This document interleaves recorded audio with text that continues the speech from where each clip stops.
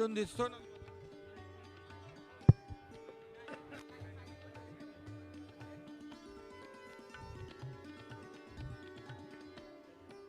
नवीन वर्षाच्या शुभेच्छा देण्यापूर्वी मी आपले शिवसेनेचे ज्येष्ठ नेते माजी खासदार सतीश प्रधान साहेबांना श्रद्धांजली अर्पण करतो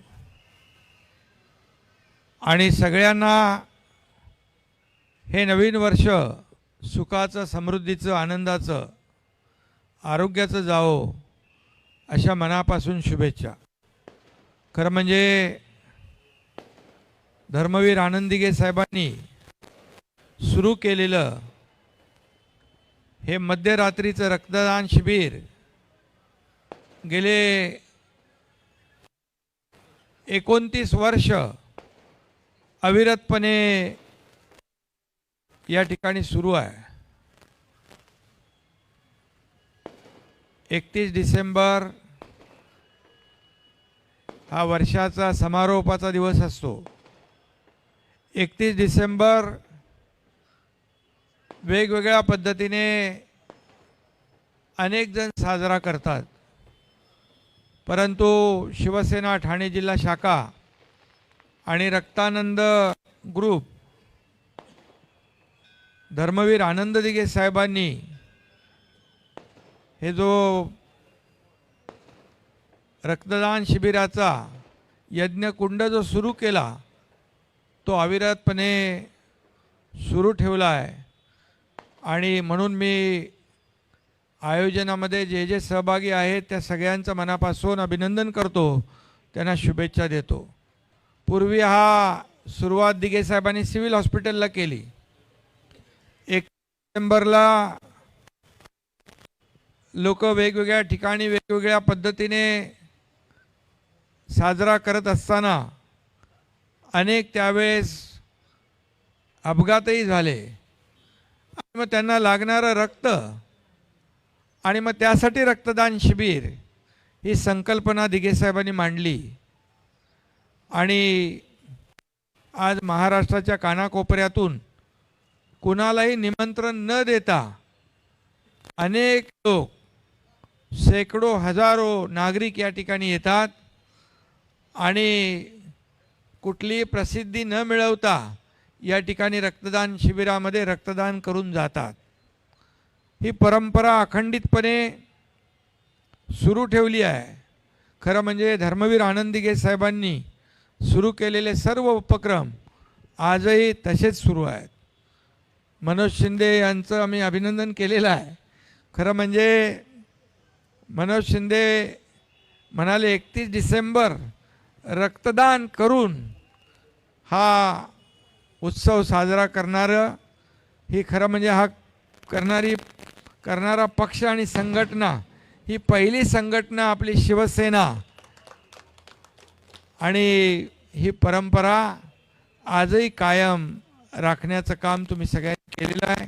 मला समाधान या गोष्टीचं आहे की बाळासाहेबांचे आशीर्वाद, धर्मवीर आनंद दिघे साहेबांचे आशीर्वाद, या आशीर्वादामुळे खरं म्हणजे माझ्यासारखा सर्वसामान्य कार्यकर्ता या राज्याचा मुख्यमंत्री झाला.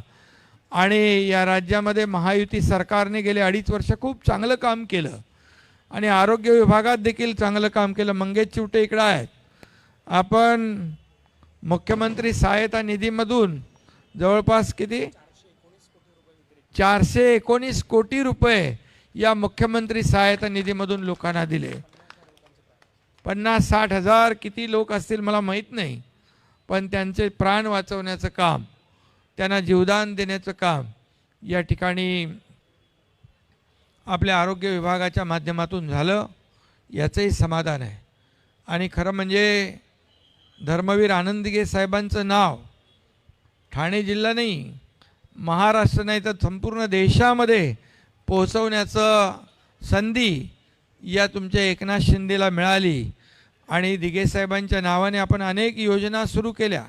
आज ठाण्यामध्ये धर्मवीर आनंद दिघे कॅन्सर हॉस्पिटल आपण करतोय आणि त्या माध्यमातून देखील लोकांना सुविधा मिळतील. आपण छत्रपती शिवाजी हॉस्पिटलमध्ये दिघे साहेबांच्या नावाने कॅशलेस हॉस्पिटल सुरू केलं.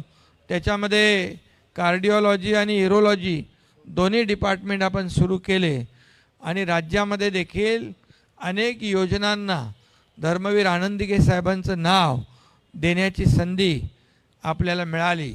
आणि म्हणून या गेल्या 2.5 वर्षात आपण सर्व क्षेत्रात चांगलं काम केलं आणि त्या कामाची पोचपावती या महाराष्ट्रातल्या जनतेने दिली.